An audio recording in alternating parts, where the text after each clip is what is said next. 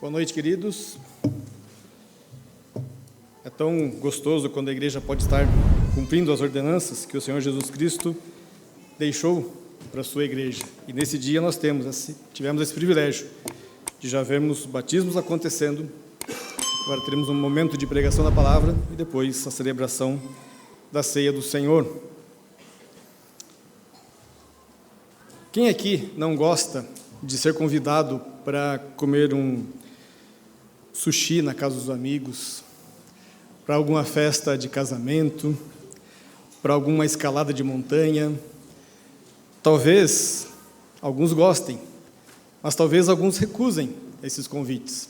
Eu tenho o meu trabalho, não posso faltar, eu tenho o meu TCC para concluir, tenho as tarefas do mestrado para terminar, e damos várias desculpas, porque muitas vezes não queremos participar de algumas atividades assim. Não está errado. Rejeitar alguns convites desses que eu citei não vai impactar a sua vida. Mas há um convite que, se você rejeitar, o impacto não será apenas para esta vida, mas para a eternidade. E esse convite está lá no Evangelho de Mateus, capítulo 11, Evangelho de Mateus, capítulo 11, versículo 28. Evangelho de Mateus, capítulo 11, versículo 28. Diz a palavra do Senhor, e Jesus falando: venham a mim, todos vocês que estão cansados e sobrecarregados, e eu os aliviarei. Tomem sobre vocês o meu jugo e aprendam de mim, porque sou manso e humilde de coração, e vocês acharão descanso para a sua alma, porque o meu jugo é suave e o meu fardo é leve. Como será que muitas pessoas respondem a esse convite tão claro de Jesus, de ir até Ele? Apesar de muitos viverem presos no pecado, de carregarem culpa na sua vida por causa dos pecados, não conseguem responder afirmativamente e com fé a este convite. Outros talvez pensem que não há como Deus os amar mais. Já pecaram tanto, já agiram tão errado na sua vida, que não há mais o que possa ser feito para mim.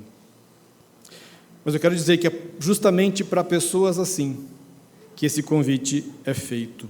É para aqueles que se veem pecadores, aqueles que se reconhecem destituídos de glória, aqueles que são rebeldes contra Deus, aqueles que estão cansados também dos seus esforços de tentar alcançar o favor do Senhor.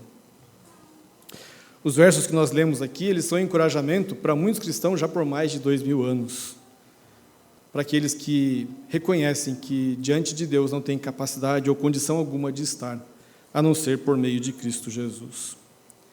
E Jesus, então, nos convida pecadores a ir a Ele e ter descanso em sua alma. Essa é a verdade que o texto está dizendo para nós.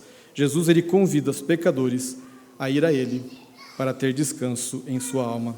E eu quero observar com vocês 3 aspectos deste convite que Jesus faz. O primeiro é a quem é dirigido esse convite. A quem o convite é estendido? Versículo 28. Venham a mim todos vocês que estão cansados e sobrecarregados. Veja que o convite não é para aqueles que se acham justos, aqueles que se acham santos, corretos, que acham que não tem pecado algum na sua vida. O que o texto está dizendo é para aqueles que se reconhecem pecadores, que reconhecem a sua falência, a sua falibilidade diante de Deus. É para aqueles que reconhecem que estão destituídos de glória. Isso significa que esse convite se estende a milhares de pessoas neste mundo. E diferente de nós, que convidamos pessoas próximas a nós, queridas a nós, para estarem juntos, participando de alguma atividade, Jesus estende esse convite a pessoas que são rebeldes com Ele, pessoas que não o buscam, pessoas que não querem, pessoas que estão presas no pecado. Mas Ele mesmo disse que Ele não veio salvar justos, mas sim pecadores. O convite, então, é para todos que sentem o peso da culpa do pecado no seu coração e que desejam, de alguma maneira, ser livres disso, ter o descanso para a sua alma, ser livres da tristeza, da ansiedade, do remorso, e não importa quem seja ou quanto tenha pecado na sua vida. O convite é para todos os pecadores. No início do capítulo 11, nós vemos João Batista encaminhando alguns dos seus discípulos para perguntar a Jesus se ele era realmente o Messias prometido e de quem ele pregou durante o seu ministério. Veja o versículo 2. Mateus 11, versículo 2. Quando João, no cárcere, ouviu falar das obras de Cristo, mandou que seus discípulos fossem perguntar: Você é aquele que estava para vir ou devemos esperar outro? Então Jesus lhes respondeu: Voltem e anunciem a João o que estão ouvindo e vendo. Os cegos veem, os coxos andam, os leprosos são purificados, os surdos ouvem, os mortos são ressuscitados e aos pobres está sendo pregado o Evangelho. E bem-aventurado é aquele que não achar em mim motivo de tropeço.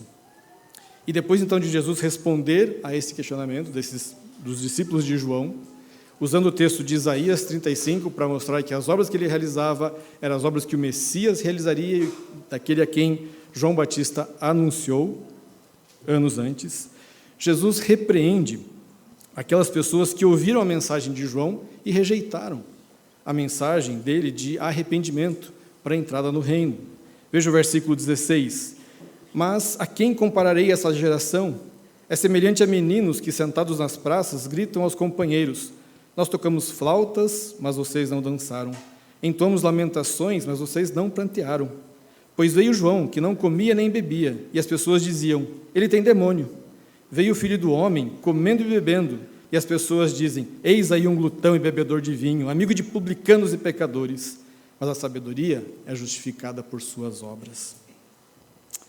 A resposta dessas pessoas que ouviram a mensagem de João foi de incredulidade.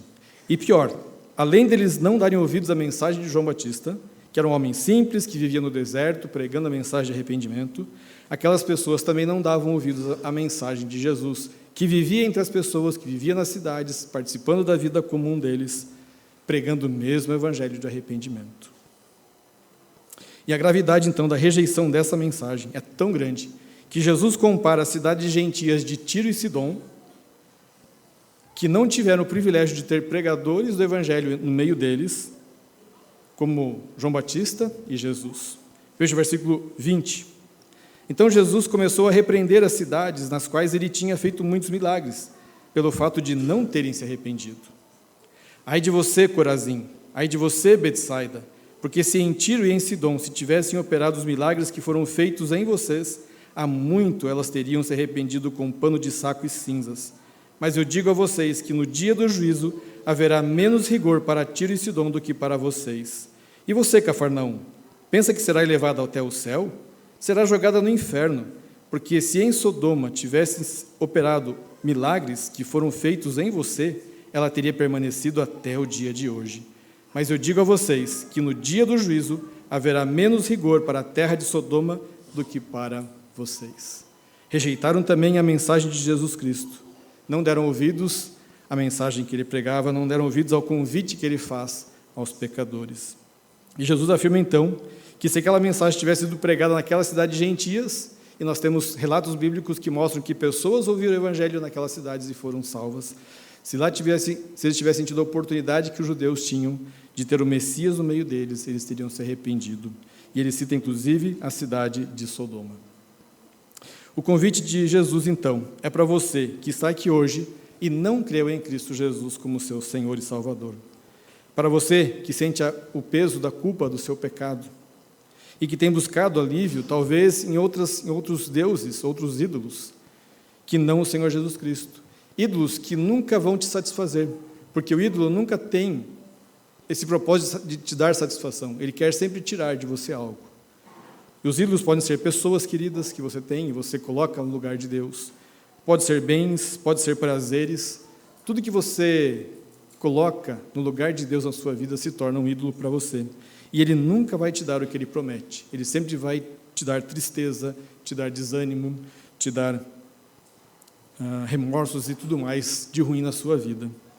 O convite, então, é para você que talvez também esteja se esforçando para ser alguém melhor, para fazer o que é certo, para obter o favor de Deus, mas percebe que os seus esforços, o seu ativismo todo, só o deixam mais cansados e sobrecarregados. Não espere que apareça ajuda fora de Jesus Cristo. Não há em outro lugar onde encontrar salvação, ou outra pessoa em quem encontrar salvação. Nem todos, porém, que ouvem a mensagem crerão. Essa é a verdade. Já vimos que Jesus confrontou essas cidades e aquelas pessoas que ouviram a mensagem de João Batista, a mensagem de Jesus Cristo e rejeitaram. E o final triste, trágico para eles ao rejeitarem a mensagem. Mas ele também afirma que aqueles que ouvem é pela graça de Deus que ouvem e respondem. Veja o versículo 27. Tudo me foi entregue por meu Pai.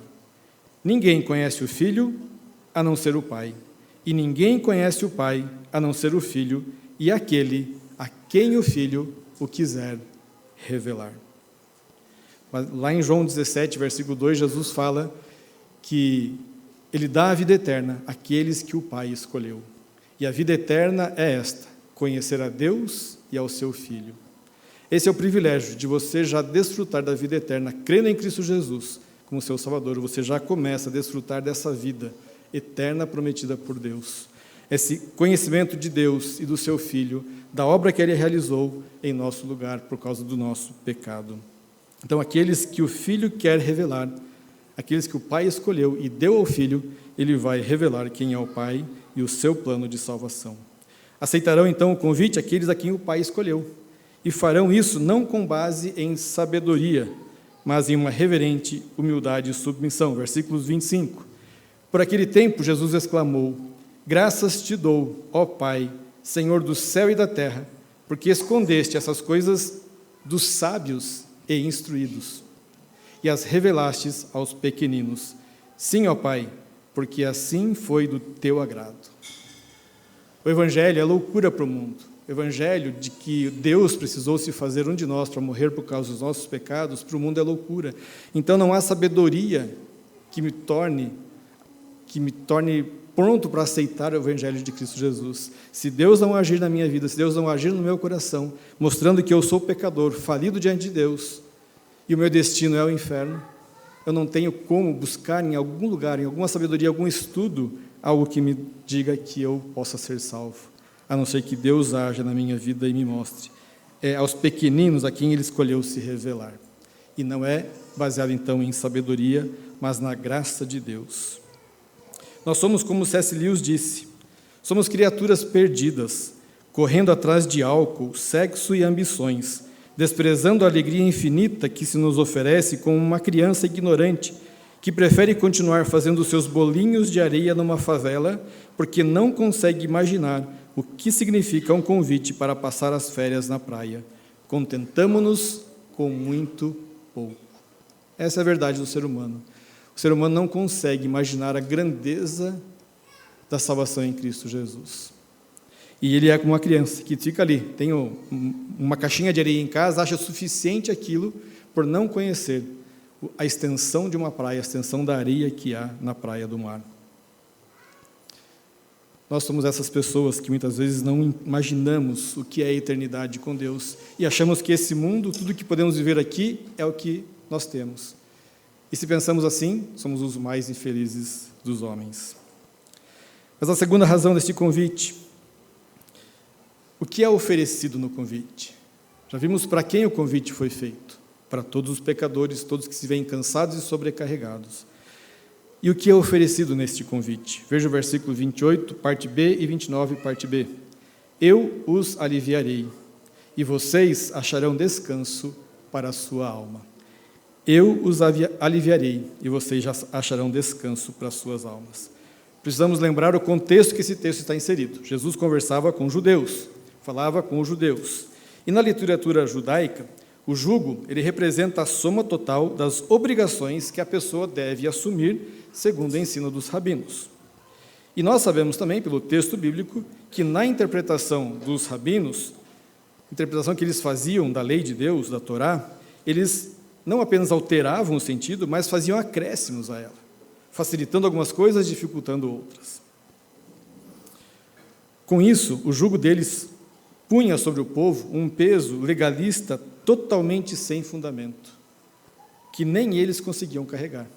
Eles enchiam o povo com o peso da lei que eles mesmos não conseguiam carregar. E ainda hoje existem igrejas que vivem desse modo, ensinando regras e costumes que em nada produzem uma vida piedosa. Até tem aparência de piedade. Até você colocar algumas regras que demonstram uma certa aparência de piedade, parece interessante. Mas a aparência não é capaz de mudar o coração. Não é capaz de fazer uma pessoa se reconhecer carente da graça de Deus. As regras, então, elas, em vez de incentivar a piedade, elas incentivam a hipocrisia e uma vida de falsos julgamentos. Regras são excelentes para comparar a minha santidade com a sua. Eu dou o dízimo até do meu VT. Você não dá. Eu estou na igreja todo domingo. Você tem as suas faltas. Eu só uso terno e gravata. Você vem de bermuda na igreja de vez em quando. E assim vai. A gente fica comparando o nosso comportamento com os outros. Nós não olhamos para Cristo. As regras têm esse papel de nos fazer comparar uns aos outros. E não é isso que a palavra de Deus pede de nós. Ela pede que nós olhemos para Cristo, o nosso exemplo, o que Ele fez, como Ele agiu. Jesus advertiu seus discípulos sobre essa maneira vazia de viver. Lá em Mateus 23, nós temos Ele falando isso para os discípulos. Mateus 23 diz assim: Então Jesus falou às multidões e aos seus discípulos: Na cadeira de Moisés se assentam os escribas e os fariseus. Portanto, façam e observem tudo o que eles disserem a vocês, mas não os imitem em suas obras, porque dizem e não fazem. Atam fardos pesados, difíceis de carregar, e os põem sobre os ombros dos outros, mas eles mesmos nem com o dedo querem movê-los.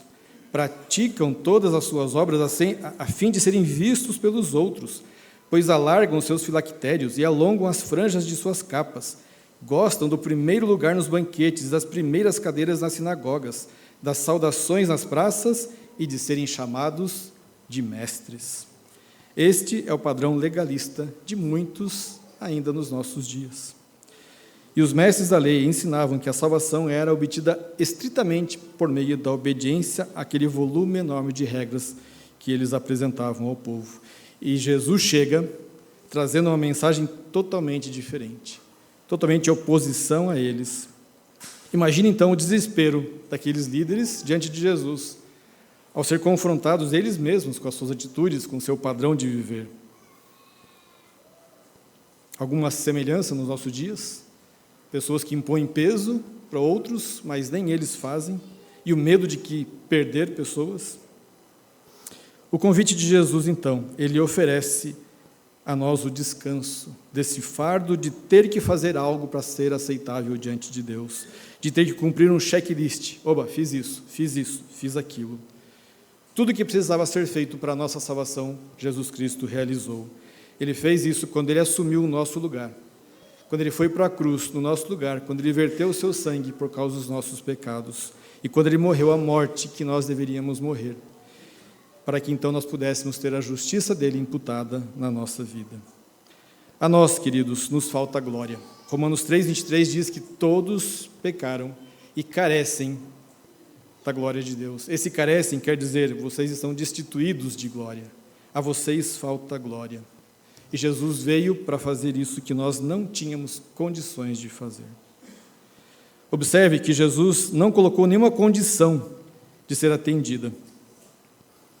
Condição difícil de ser atendida. Ele não fala, em algum momento, sobre obras a serem realizadas, obras que você possa fazer, ou algum merecimento que você tenha. O que ele pede é que o pecador cansado vá até ele, como está, e se entregue a ele disposto a receber dele mesmo os ensinos. Versículo 29 nos diz isso. Tome o meu jugo e aprendam de mim. Aprendam de mim. Ele nos ensinará como nós devemos viver. A salvação Ele fez. Agora, indo até Ele, com fé, Ele nos ensina como nós devemos viver. E, por fim, o que é exigido a nós nesse convite? O que é exigido a nós? Versículos 29 e 30. Tomem sobre vocês o meu jugo e aprendam de mim, porque sou manso e humilde de coração, e vocês acharão descanso para a sua alma, porque o meu jugo é suave e o meu fardo é leve. Observou Qual é a exigência que tem aqui? Ao convidar o pecador para si, Jesus coloca apenas uma única condição: tomem sobre si o meu jugo. Ué, mas não está tirando um jugo? E vai colocar outro jugo? Sem dúvida, há uma cruz que todo cristão deve carregar ao se tornar discípulo de Cristo. É certo que nós passaremos por provações, por testes, mas o consolo do Evangelho supera todo o peso da cruz. Comparado com os prazeres pecaminosos do mundo e ao próprio pecado, comparado com os jugos das cerimônias judaicas e das regras religiosas dos nossos dias e as superstições humanas, o jugo de seguir a Cristo é mais leve e fácil de ser levado. Todo crente sabe que a vida cristã é uma luta diária. É uma luta contra a nossa natureza caída no pecado. É uma luta contra o nosso próprio pecado que guerreia em nós, nossa carne. Ainda vivemos no mundo caído. Ainda temos a corrupção à nossa volta. Temos em nós, no nosso corpo, a corrupção do pecado. A nossa luta diária, então, não é contra pessoas, não é em cumprir regras, mas é contra o sistema do mundo, contra o pecado, contra a nossa natureza. Eu acho interessante quando Paulo usa a expressão exercita-te, lá em 1 Timóteo 4,7, ele fala exercite-se pessoalmente na piedade. E esse exercitar-se vem da palavra grega gimnaso, que seria o nosso ginásio ou academia. E quem vai para a academia, quem vai para o ginásio, vai fazer algum exercício, vai fazer algo que exige algum esforço, né? E você vai lá, então, você quer melhorar o seu condicionamento físico, o exercício vai ser puxado, vai ter algumas tarefas a mais. Dá vontade de desistir às vezes? Dá vontade de desistir. Mas se você tem um objetivo, você vai fazê-lo. É isso que Paulo está falando. Exercite-se pessoalmente na piedade. A vida cristã, o jugo de Jesus, o jugo que Jesus nos dá é leve, porque nós não temos nada para fazer para receber a salvação, a não ser crer nele como Salvador. Mas a partir desse momento, como nós vamos viver, ele vai nos ensinar. Ele falou no texto aqui, nós já vimos. Ele vai nos ensinar pela sua palavra como nós devemos viver.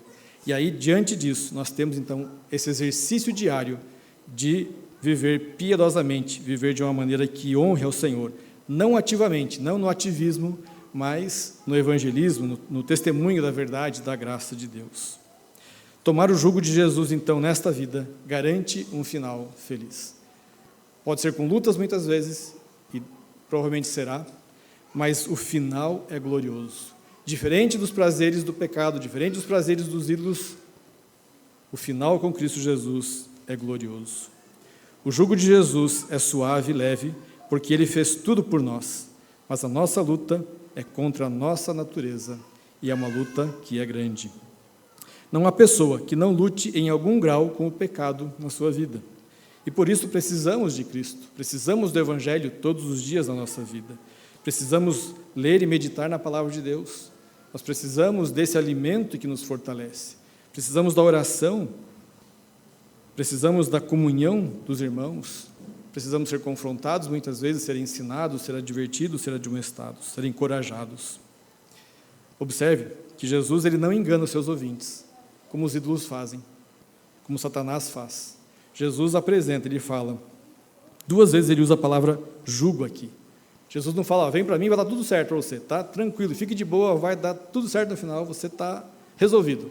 Creu em mim, está tranquilo, não precisa fazer mais nada. Ele fala, tome o meu jugo, por 2 vezes. E esse jugo é a submissão a Ele, é se render ao Senhor. Porque a nossa salvação, queridos, ela é baseada em Cristo Jesus. E nós somos servos do Senhor Jesus. Então, nós temos um Senhor na nossa vida, a quem nós prestamos conta do que nós fazemos e como nós vivemos diante deste Evangelho que nos salvou, quando Cristo morreu em nosso lugar. O jugo de Jesus é a submissão a Ele e aos seus mandamentos, e isso dá vida a cada um de nós, porque Ele é manso e humilde de coração. A minha conclusão é perguntar para vocês, o que você fará com este convite? O que você fará com este convite que Jesus apresenta. Se, por um lado, o convite exige compromisso e submissão, por outro, ele promete descanso e alívio. Vivemos numa época em que há falta de tranquilidade, há muita correria, muito fracasso, muito desapontamento, muita insatisfação, muita ingratidão. Tudo isso nos confronta todos os dias. Mas em Cristo Jesus há esperança. Podemos ver no texto que a ênfase dele está no alívio, no descanso que ele promete aos que vão a ele. E note que ele não está dizendo: há certa possibilidade de você ter um descanso se você vier a mim. Venha, e talvez você consiga o descanso. Ele fala: venham a mim, e eu os aliviarei. Venham a mim, e vocês acharão o descanso. Jesus fez uma promessa, creia nela. Nele você encontrará o descanso que precisa, e Deus nunca falha em cumprir as suas promessas. Aceite esse convite com fé. Se você não creu em Cristo Jesus, você tem a oportunidade hoje de crer. Você viu aqui pessoas que creram em Cristo Jesus e deram uma profissão pública de fé, descendo as águas do batismo, mostrando que nasceram para uma nova vida. Você vai presenciar daqui a pouco também os elementos sendo distribuídos que simbolizam o sacrifício de Cristo na cruz do Calvário por nossos pecados. O pão, o corpo dele moído, o sangue vertido ali na cruz. Não rejeite esse convite.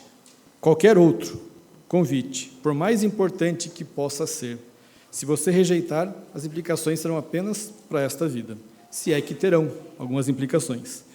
Mas se você rejeitar o convite de Cristo Jesus, as implicações para a sua vida serão já no presente momento e na vida futura também. O que você fará com este convite? Você tem pecados em sua vida a serem perdoados, ou tristezas a serem removidas? Tem feridas de consciência a serem curadas? Ouça a voz de Jesus te chamando hoje: venha a mim. Essa é a chave para a verdadeira felicidade. Você já foi até Cristo e já desfruta desse descanso em sua alma, você já creu em Cristo Jesus. Apegue-se a Ele ainda mais intimamente, desenvolva um relacionamento muito mais próximo com o Senhor e ajude outras pessoas que ainda não conhecem Cristo Jesus. E anuncie também este convite: venham a mim, todos que estão cansados e sobrecarregados, e eu vos aliviarei. Vamos orar, queridos, antes de passarmos para a ceia do Senhor. Nosso Deus, nós nos alegramos por poder ter a Tua palavra, que nos ensina, Deus, a Tua vontade. Obrigado por Cristo Jesus, por Ele ter vindo a este mundo, morrido em nosso lugar, e por Ele estender, Deus, o convite ainda hoje a todo aquele que está cansado e sobrecarregado dos seus pecados, para que nele encontre o descanso que só o Senhor pode dar. Pai, eu te agradeço por todos que estão aqui nessa noite. Que o Senhor abençoe a cada um e dê a oportunidade, ó Deus, àqueles que ainda não creem em Cristo, de fazê-lo, isso ainda hoje. E nós te louvamos, bendizemos em nome de Cristo Jesus. Amém.